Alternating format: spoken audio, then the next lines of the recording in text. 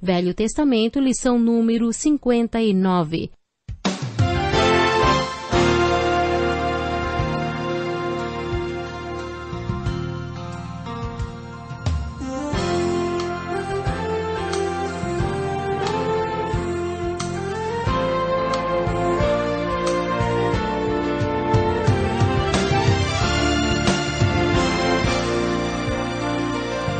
Talvez você tenha feito constantemente estas perguntas.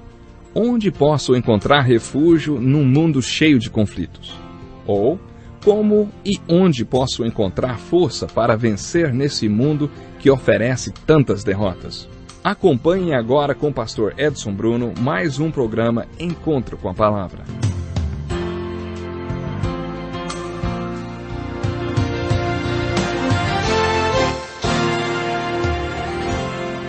Bem-vindo para mais um Encontro com a Palavra. Esse é um estudo de toda a Bíblia. Já chegamos aos livros poéticos e o segundo deles, escrito por Salomão, é chamado de o Livro de Eclesiastes, que significa o pregador.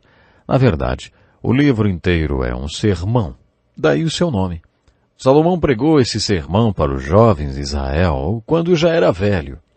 Você se lembra que no Salmo 127, Salomão disse que é possível que nos preocupemos em vão? O livro de Eclesiastes é uma expansão do Salmo 127.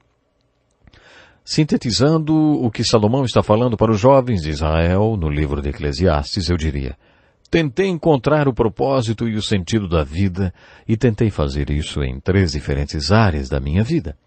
Primeiro, busquei o propósito da vida em riquezas materiais.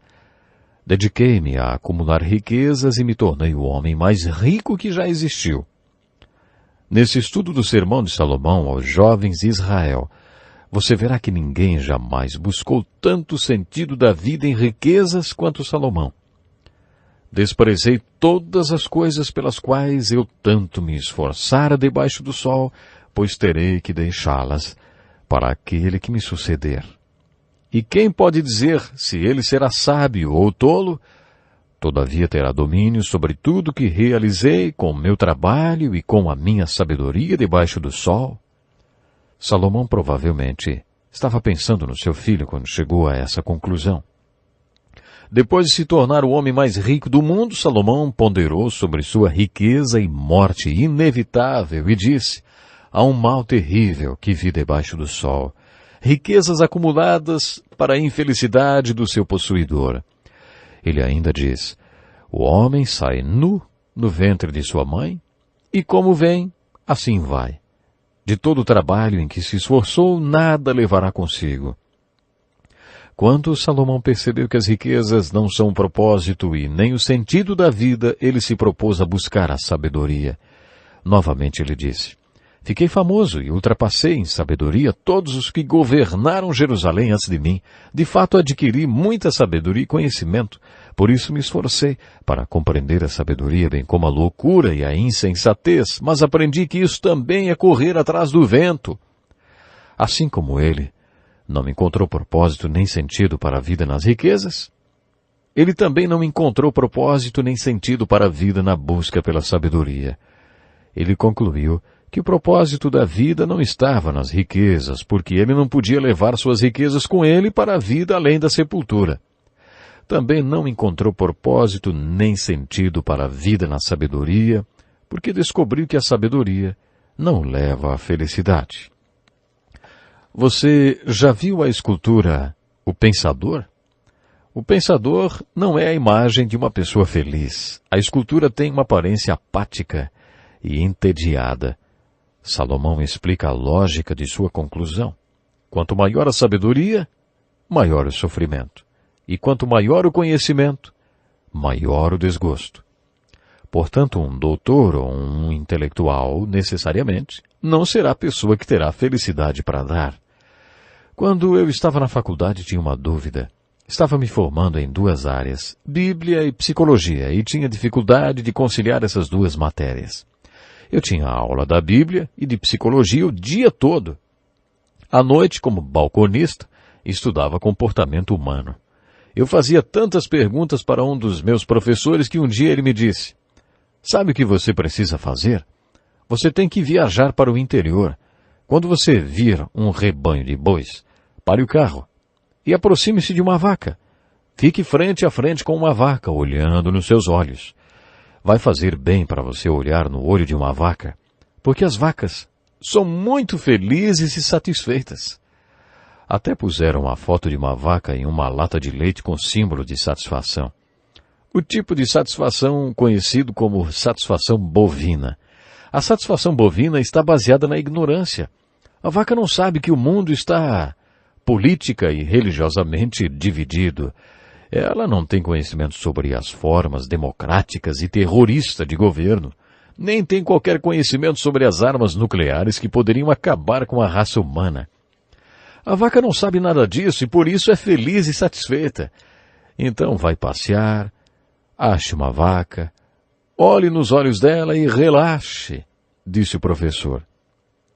Quando pensei sobre isso, decidi que realmente precisava relaxar, mas não queria ser como uma vaca, não queria o contentamento, a satisfação baseada na ignorância. Eu contei tudo isso para dizer, será que esta busca pela sabedoria fará de você uma pessoa feliz? Anos atrás conheci um oficial militar no alto escalão que estava representando seu país na OTAN em uma conferência sobre a corrida armamentista entre a Rússia e os Estados Unidos durante aqueles famosos anos da Guerra Fria. Ele estava ficando meio desequilibrado porque viu o que as armas termonucleares podiam causar. Para mim, ele foi uma constatação que o conhecimento não traz felicidade. A busca de Salomão pela sabedoria o levou à mesma conclusão. Na introdução desse curso da Bíblia eu disse que o conhecimento não é uma virtude, mas a aplicação do conhecimento é. Agora eu gostaria de acrescentar que o conhecimento não é sabedoria. A aplicação correta do conhecimento é sabedoria. Nessa segunda busca pelo propósito e sentido da vida, Salomão concluiu que não chegaria a lugar nenhum, porque o conhecimento não é o caminho certo para a felicidade. Salomão concluiu que a sabedoria leva ao sofrimento e o conhecimento à tristeza. Salomão diz aos jovens de Israel, nesse sermão intitulado Eclesiastes, que tentou um terceiro caminho em busca pelo propósito e sentido da vida. Ele dedicou-se a conhecer as extravagâncias e futilidades da vida. Ele disse que foi em busca de todos os prazeres que o mundo podia oferecer. Eu disse a mim mesmo, venha, experimente a alegria, descubra as coisas boas da vida. Às vezes olho para as pessoas ricas e vejo as coisas que elas têm graças ao dinheiro. Aí penso que se eu tivesse aquele dinheiro todo, mostraria para elas o que fazer com ele. Já pensei comigo mesmo, é uma pena que elas tenham tanto dinheiro e não saibam como se divertir com ele. Elas não sabem aproveitar o que têm. Eu saberia o que fazer com todo aquele dinheiro. Salomão diz que teve dinheiro e soube aproveitá-lo. Decidi entregar-me ao vinho e à extravagância, mantendo, porém, a mente orientada pela sabedoria. Não me neguei nada com os meus olhos, aquilo que meus olhos desejaram. Que declaração, hein? Ninguém nunca buscou o divertimento e autogratificação como Salomão. No entanto, Salomão diz que enquanto ele se entregava à diversão, ele se perguntou para que adiantava aquilo tudo e o que ele realmente estava conseguindo. Eu sempre achei interessante que os irmãos de John Kennedy, Jack e Bob Kennedy, tenham recebido $1 milhão quando completaram 21 anos, sem imposto e com investidores à disposição para fazerem aplicações financeiras. Eles não tiveram que trabalhar para conseguir aquele dinheiro. Eles não precisavam mais trabalhar se não quisessem. Acho que pessoas como os irmãos Kennedy, que usufruíram de tanta riqueza, poderiam dar esse testemunho sobre onde encontrar o propósito e o sentido da vida. Não nascemos para nos divertir. Não nascemos para correr atrás do prazer noite após noite. Quando Salomão entregou-se a descobrir os prazeres da vida, ele descobriu que tinha lá no seu interior uma necessidade de encontrar o propósito e o sentido da vida. Ele sabia que estava nessa terra para um propósito e que as festas não eram o propósito para o qual Deus o tinha colocado aqui. Foi isso que concluiu depois de procurar o propósito e sentido da vida no circuito dos playboys. Quando Salomão chega ao final desse sermão para os jovens de Israel, sua conclusão estava baseada nessas 3 áreas: riqueza, sabedoria e prazeres. Ele concluiu o seguinte: tema a Deus e obedeça aos seus mandamentos, porque isso é o essencial para o homem. Pois Deus trará a julgamento tudo que foi feito, inclusive tudo que está escondido, seja bom, seja mal. Temer a Deus significa crer em Deus e obedecer aos seus mandamentos. Isso significa obedecer à palavra de Deus.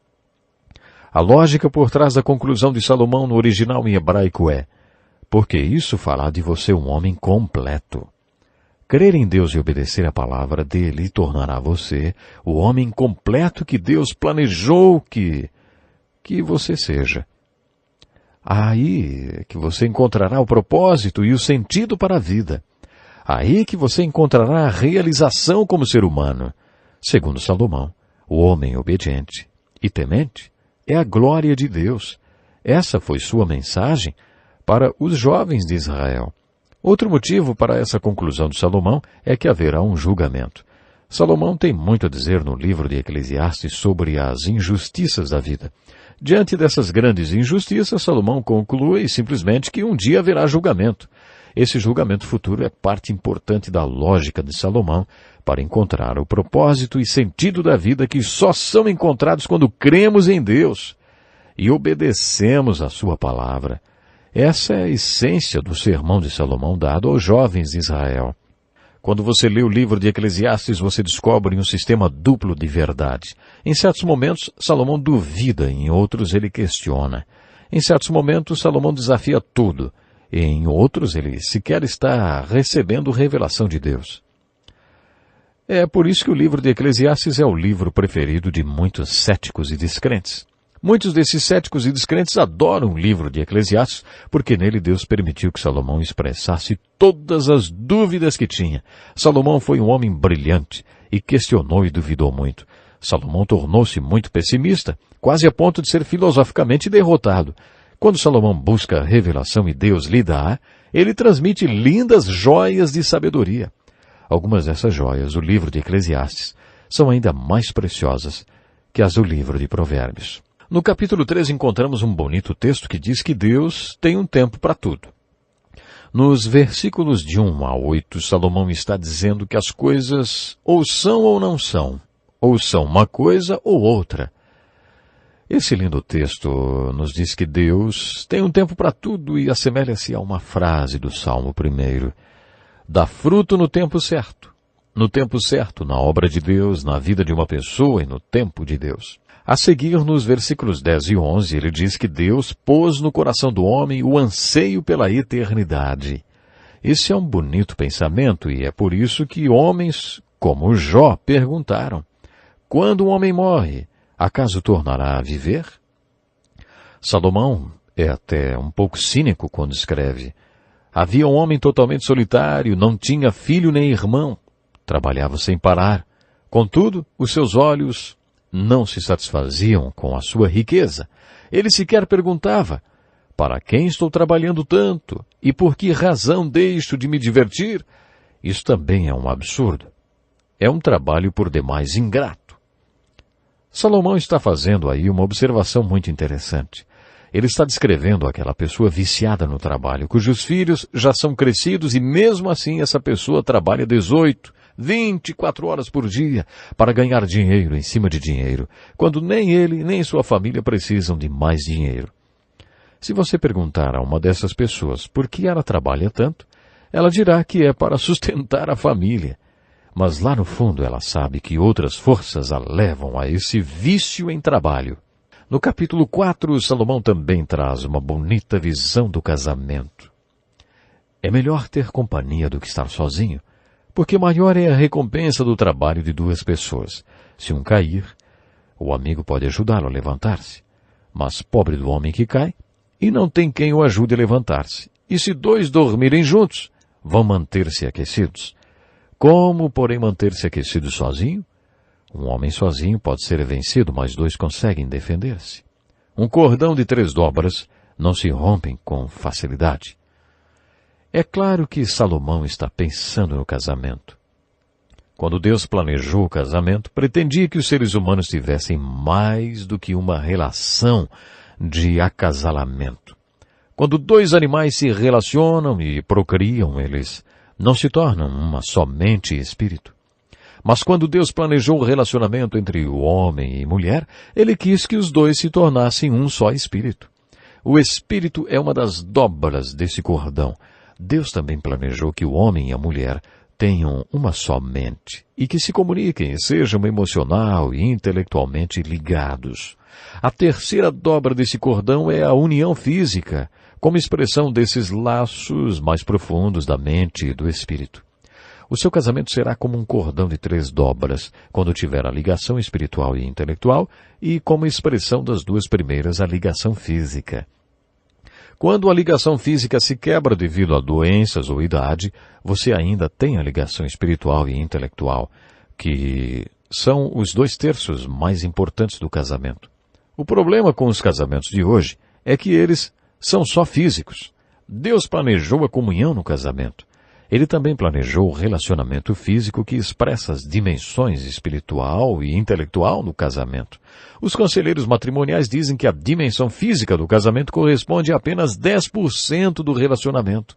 Mas quando há problemas na área física, o sexo pode significar 90% do problema. O sexo foi feito como expressão prazerosa dos laços de comunhão e comunicação no casamento. No capítulo 7, Salomão dá mais um grande ensinamento.